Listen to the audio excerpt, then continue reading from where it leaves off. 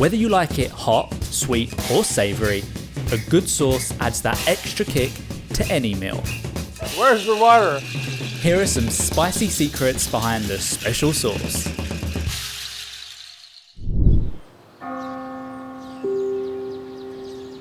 I don't think there is a contradiction between a simple life and a spicy food. Perhaps someone who is living a simple life needs to have something to spice it up. Maybe that works.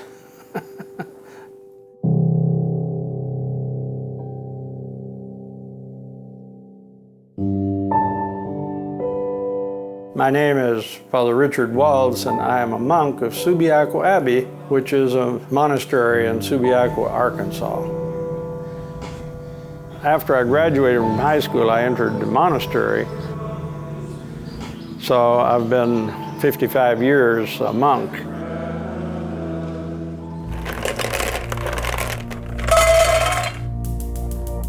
Monk sauce, which we produce here at Subiaco Abbey, is an habanero pepper sauce. We call that monk sauce because it's monk made. Anybody who has handled habanero peppers knows that you should not be doing this without a glove on.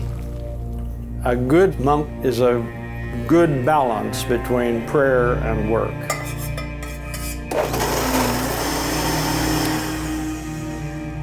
It ought to be done. You want to find out if it's any good? Where's the water, huh?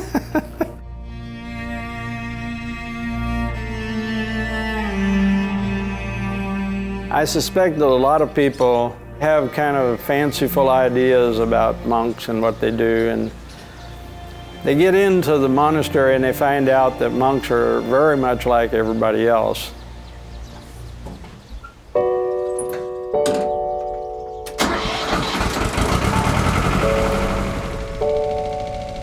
I feel very close connection to the land in this area. The longer that I was here, the more I realized that God got me here because He knew I ought to be in a community. The community is a very important thing to me. Ketchup. So American, it's basically the red in red, white, and blue, right? And that red clearly is from the tomatoes that ketchup is made from. Yeah. But that wasn't always the case. The first recorded recipe for ketchup comes from China. And for more than 1,000 years, it wasn't even made with tomatoes. It was made with fish guts. Fish intestines, bladder, and stomach all mixed together with salt, then sealed and heated in the hot summer sun for 20 days. That was the original ketchup, a fermented fish paste that dates back to 6th century China. It was popular throughout Southeast Asia, and British and Dutch settlers who arrived in the 1600s loved the stuff. Over time, they brought ketchup home to Europe and added their own modifications, including beer, mushrooms, walnuts, oysters, strawberries, and peaches. By the mid-1700s, English ketchup was a mainstay on British dinner tables, and as colonists went west, it soon made its way across the pond. That's where tomatoes come in. They're native to the Americas, and it's rumored Europeans once believed they were poisonous, but poisonous they were not. In 1812, a Philadelphia horticulturalist and scientist by the name of James Meese introduced tomatoes into the mix. He published a tomato ketchup recipe that was the beginning of a new crimson era. From there, many different iterations were concocted, and by the end of the 18th century, the New York Tribune called tomato ketchup America's national condiment that was on every table in the land. Which brings us back to this. Tomato ketchup is here to stay. And I, for one, don't miss the fish guts.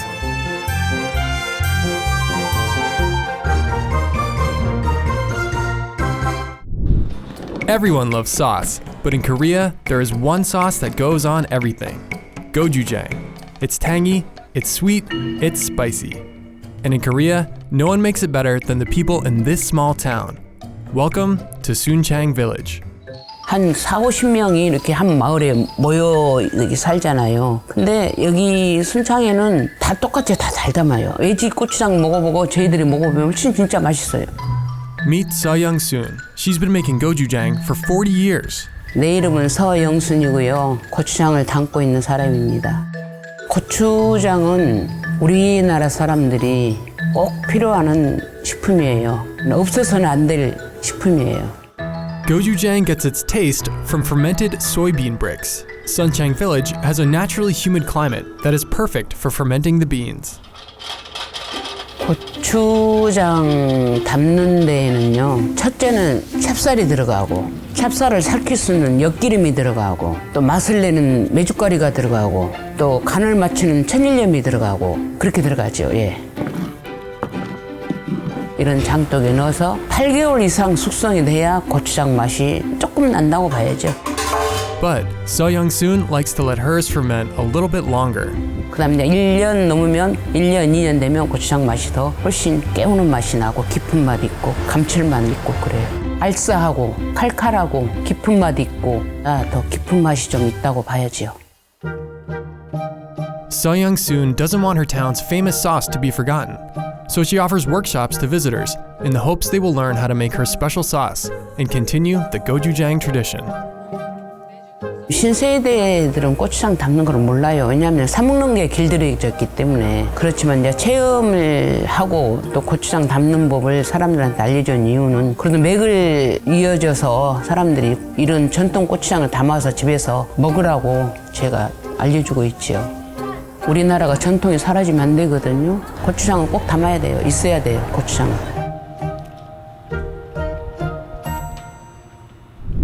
You remember this can.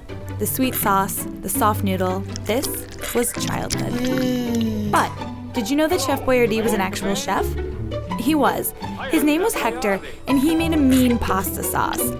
But it wasn't Hector's sauce that made Chef Boyardee the household name that it is today. You can thank the US military for that. In the 1930s, Hector Boyardee opened up an Italian restaurant in Ohio, and everyone was like, "Oh my God, I love your sauce." So he started selling it, and he sold a lot of it. A lot. By 1938, he had opened up his own factory, selling his sauce and pasta canned. Ask for Chef Boyardee's spaghetti dinner. Only about 15 cents a serving. Then, World War II happened, and a phone call was made. The US military called Hector and said something like, Help make food for the troops. he already had the canning infrastructure, so Hector said, Yeah, all right. his company shifted from a civilian consumer base to a military one. Chef Boyardee became the largest supplier of rations to US and Allied forces. Production was happening 24/7. By the end of the war, the factory was too large, and the military demand no longer existed. Hector didn't know what to do. So he sold it to this large company called American Home Products, who were all like, We got this.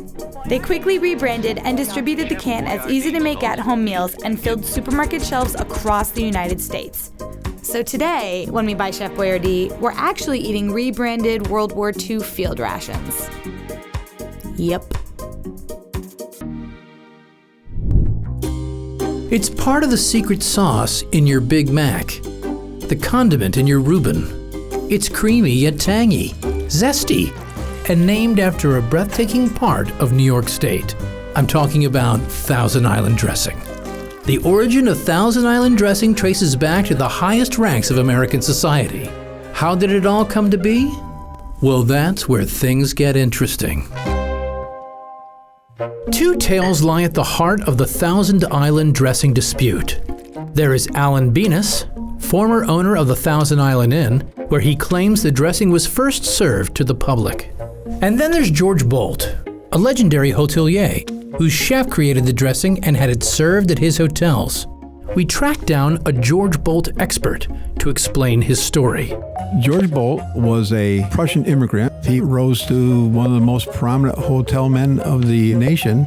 He also loved to vacation in the Thousand Islands.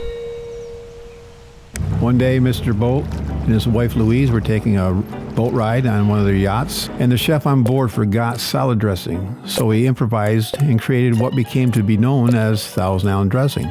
He loved the dressing so much he began serving it at the Waldorf Astoria Hotel in New York City. But according to the other guy, Alan Benes, It's nothing but hearsay.